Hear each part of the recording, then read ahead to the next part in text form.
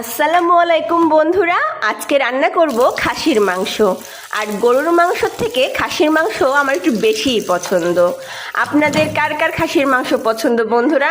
আমার তো মনে হয় অনেকেরই পছন্দ, আবার অনেকে খাসির মাংসর চাইতে গরুর মাংস বেশি পছন্দ করেন, তাই না বন্ধুরা? তো আসেন আজকে রান্না করি খাসির মাংস। খাসির মাংস আমি প্রথমে ভালোভাবে ধুয়ে নিলাম, এরপরে সসপ্যানে সব মাংস উঠিয়ে নেব। এখানে 1 কেজি মাংসর একটু বেশি আছে মাংস বন্ধুরা।